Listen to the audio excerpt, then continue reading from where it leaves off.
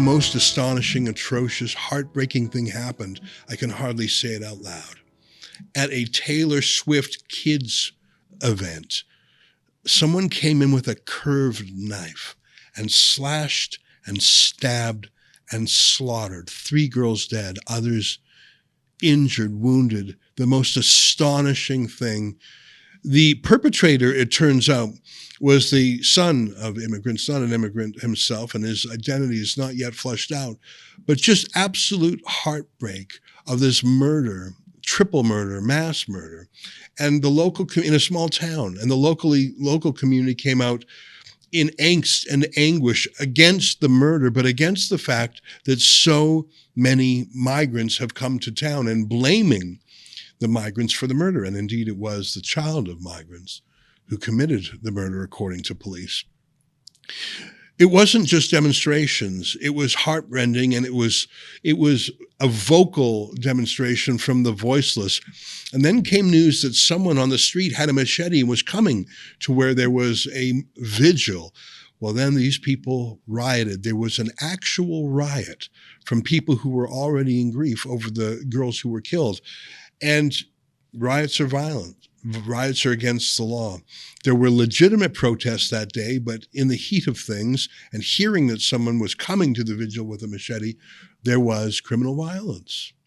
Things were starting to pop off because 3 events in a row showing a difference between how police operated.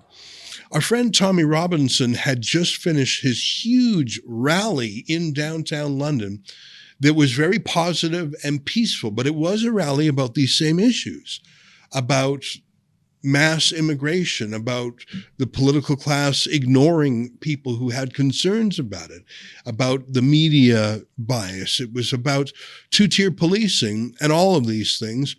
And Tommy Robinson pulled off a coup. His event was extremely peaceful and safe.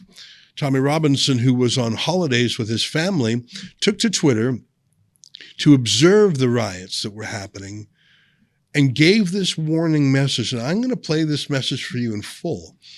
I actually think it's actually a wonderful, stirring message that feels historic. It actually feels grand. Now, Tommy's dressed in his gym workout wear, and he's on vacation, and he's got his particular style, which perhaps takes away from the historic nature of it.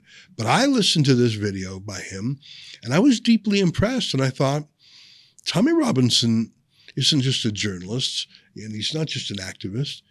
He's really a leader. Take a listen to this and watch his emphasis on why to be peaceful. Oh, mate, good morning, yeah? Workout smashed, nothing better. Nothing better. Let me just get a little quiet bit here in the shade. Let me talk. I'm seeing lots of questions from members of the public saying, why are they attacking the police? Why are police stations being targeted? Just to give you a bit of a knowledge of why people are angry with the police, and to the men committing the violence, lads, those individual police officers who are coming out doing a difficult enough job have got families at home. They're ordinary people, okay? The people pulling their strings is who you need to be angry with. Why are people angry? I'll tell you why they're angry. Because Hamas were allowed to overtake London, overtake our capital city, every weekend, flying ISIS flags, Hamas flags, calling for jihad. The police did nothing. Nothing. Instead, they arrested me. They banned me for 6 months. They infringed. They totally abused the law, and they lied in court, and they got found out. Yeah, people have now seen what the police are doing. Look at what happened in Manchester Airport. In Manchester Airport, 2 violent Muslims attacked officers attempting to do their job, armed response officers. They violently beat 3 of them to the floor, battering a policewoman, breaking her nose. Now, we all know, okay, then they were held in the police station, and they were released from the police station because thousands of Muslims come to the police station, and they threatened riots across the country. So the police gave in, again, yeah? We all know if they weren't Muslim, they'd be in remand in prison right now. So until the police enforce the law equally across all communities, the resentment and anger is growing. People witness what happened in Harefields, riots, out on the street every night. Police weren't there on horses, they didn't have dogs, they weren't attacking people. Yeah? Everyone's seen it. We've seen the way you police us differently. People have seen the demonstrations differently. What you're trying to blame on the English Defence League, blame on us, is your fault. You've caused this resentment, treating communities totally differently, coming down on a ton of bricks on certain communities and allowing others to rape and pillage their way through this nation. 40,000 terrorists on a watch list, jihadists, 40,000 of them. And you've arrested the organiser of a democratic protest. in Middlesbrough. He's currently under terrorism legislation. You arrested me under terrorism legislation. To the people taking part in these demonstrations, we had 100,000 people on the streets of London in a peaceful resistance. That 100,000 will become 250,000. 250 will become 500,000. A peaceful revolution is brewing in Great Britain. A peaceful revolution. To the men in these towns and cities, and to the police, the establishment, in 2009, when we took to the streets in Luton over the attack against our armed forces, when we attempted to have a peaceful demonstration, you killed us, you attacked us, and you charged us on police forces. Did that work? No. Our 250 people turned to 1,000 with balaclavas on. Yeah? You created Tommy Robinson that day. And in your actions in the last 3 weeks, or not, since October 7th, you've created thousands of Tommy Robinsons. You won't crush people like this. Okay? People, and to the lads taken to the streets, in the towns and cities today, these young boys need leadership. Take their balaclavas off. Take their masks off. They're going to get years in prison. Okay? It's not helping the cause. Do you know what we need right now in Britain? What we're going to need, what your grandkids are going to look at what's happening now, and that you want to ask, was it a mob of coked up, drunk Englishmen? Or was it a resistance of dedicated, fit, healthy, ready British resistance? Because that's what's needed. Lads, you need to get in the gym. I don't want to sound like I'm preaching, but we need to be ready for what's coming, okay? Look, what we've witnessed since October 7th is like the trailer to a movie. The movie ain't even started yet. You see the rapes, you see all these migrant hotels, they're not slowing them down, they're speeding them up. They're flooding our country, yeah?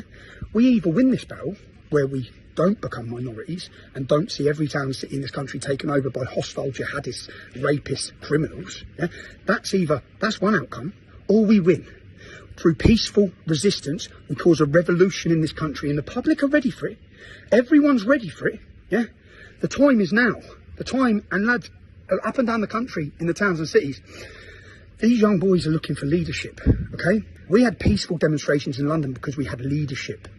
We had committed men, not just me, we had committed men across that movement willing to stop people who were stepping out of line. You need this in your towns and cities. Well, man, you need this now in your towns and cities. So family putting their hands up, going like that, everywhere I go, right? The public opinion's changed, lads. But please, man, there's young boys there, they're angry. I was angry. I said in 2009, we put balaclavas on, we knew nothing else. We were angry. We were forgotten. We were neglected. Our town was being taken over. Our daughters were being raped. People are feeling the same. But we're on the verge of something massive where we've won the hearts and minds of the public. Don't undo that, yeah? So lads, in every city across this country, control your boys, man. Control them, direct them. A resistance is growing. But to the people asking questions of why this is happening is because of a two-tier policing system which has attacked English people and a government who has declared war on them. Who has not sat there, you know, after every riot, George Floyd, a criminal, gets killed, and our leaders, the capital burns, cities burn, people are attacked, 30 deaths in America. All this happens. What do the leaders say of our political groups? They come out and say, we understand your anger. We understand it. Well, don't you fucking understand ours? Don't you understand when they're raping their way through our towns and cities? When our daughters in every town and city are being raped?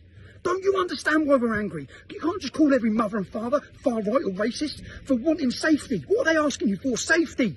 Save our kids is what they're shouting. Save our kids. They're our children. We need them protected. You're failing. People, you cannot rely on our government or police. They will stand by. Okay? We need to form a resistance. It needs to be organised. It needs to be disciplined. So please, I'm watching what's happening. And to the people who are saying I'm glorifying it, no, I'm not. I've appealed for calm the whole way. We organise ourselves, yeah? I'm just keeping the public up to date, which is what the media won't do, with what's happening and why it's happening, okay? And where that anger's coming from, okay? Unless you give people some light at the end of the tunnel, resentment and anger by you thinking you can hide these community problems, that's all it's going to breed. More resentment, more anger, more violence. Be safe.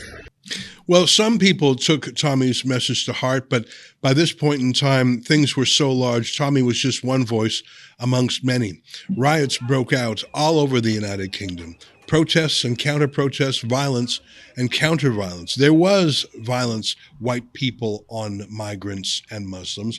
There was also violence from Muslims against white people. There were astonishing scenes of a police checkpoint where something that called itself the Muslim Defense League was stopping cars, and anyone they thought was a brutish Brit, they beat him up.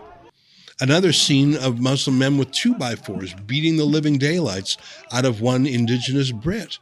There were other scenes terrifying as well on the other side. In Rotherham, for example, a group of anti-immigration protesters met outside a Holiday Inn hotel. It's no longer for holidays, and it's no longer a hotel. It's an urban refugee camp. They surrounded it, and then they let it on fire. Here, take a look.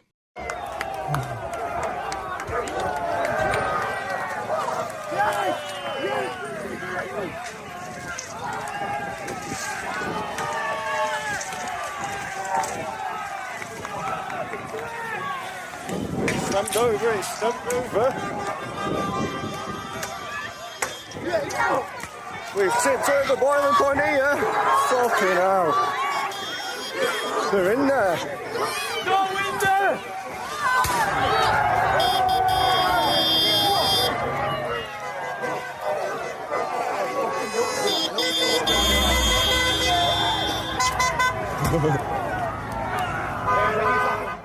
Violence on both sides, but only one side of the violence had riot police, had police attack dogs, had massive threats of incarceration by senior police.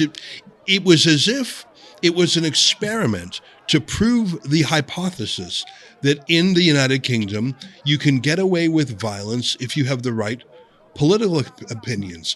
And days of this went by, and one of the most astonishing statements ever written by a senior police commissioner, in fact, this was by the most senior police commissioner in the United Kingdom, started off with a recitation of all the violence and how she totally condemned it, but said, we have to talk about these underlying issues. We have to talk about immigration and, frankly, the concomitant issues of